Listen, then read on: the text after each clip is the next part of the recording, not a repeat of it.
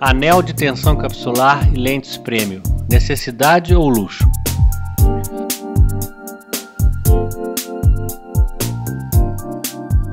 O uso crescente de lentes premium, especialmente quando a cirurgia faco-refrativa se torna popular numa população relativamente jovem, tem causado preocupação em relação à estabilidade refracional, à opacificação da cápsula posterior e suas consequências e outras ocorrências futuras.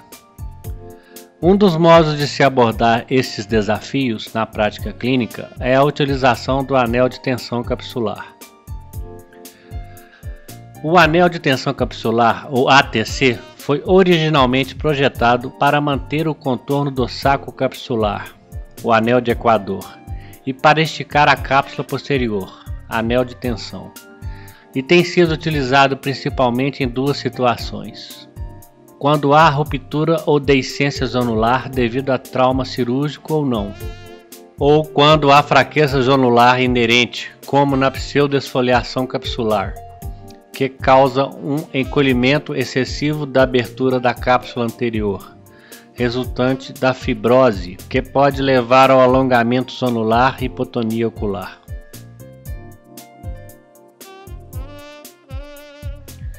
Neste vídeo, nós abordaremos a utilização do ATC em casos que apresentam a integridade do aparelho zonular e nos quais foram utilizadas lentes multifocais.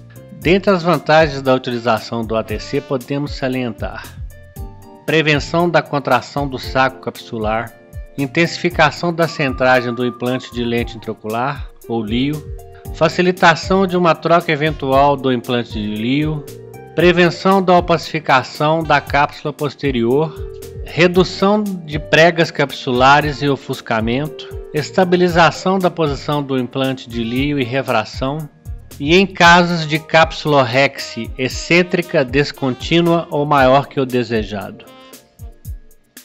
As desvantagens do seu uso seriam: o custo adicional, risco de lesão zonular e ruptura capsular, deslocamento para a cavidade vítrea, aumento do tempo cirúrgico.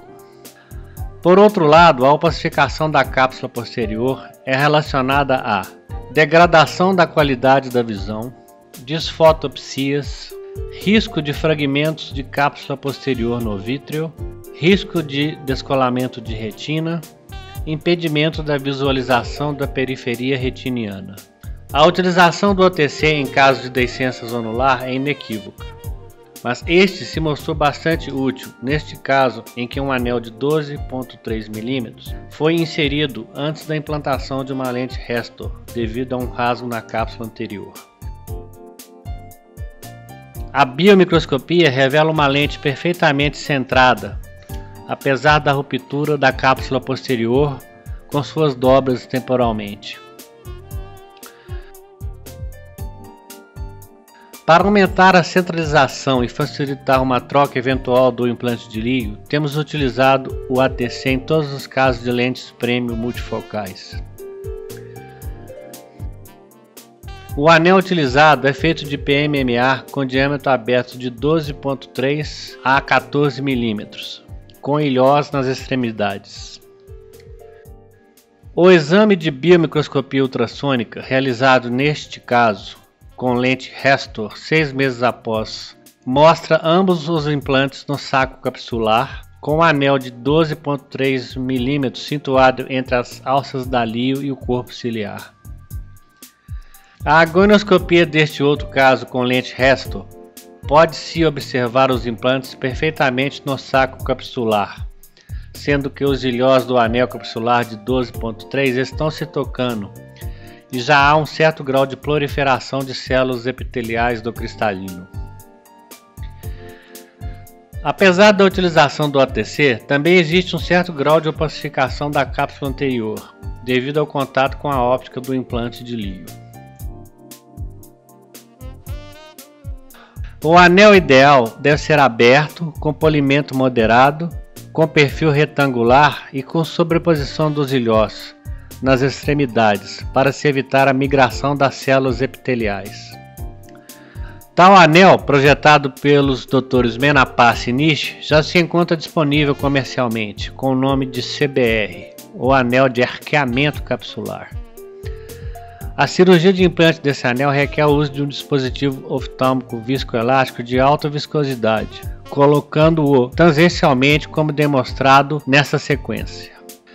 Observe que as alças do implante de Lio devem se posicionar posteriormente ao anel, tocando-se levemente a óptica, e que o diâmetro da cápsula Rex deve ser o maior possível.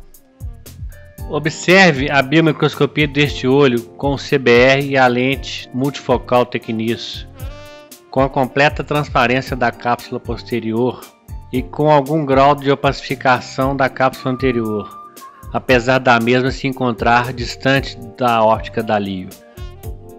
Com a utilização do CBR, podemos atuar nas 3 linhas para evitar a opacificação da cápsula posterior, a saber: falta de interespaço entre a óptica e a cápsula posterior no eixo visual. O anel causa um esticamento da cápsula, trazendo-a mais próxima à convexidade do implante ao nível central da mesma, evitando-se também as dobras capsulares. Arqueamento ao nível do equador do saco capsular com a posição dos ilhós, para assegurar o arqueamento capsular circunferencial. Mantendo-se o folheto anterior da cápsula longe da óptica e da cápsula posterior, não há transdiferenciação miofibroblástica das células epiteliais na superfície posterior e na borda da cápsula anterior.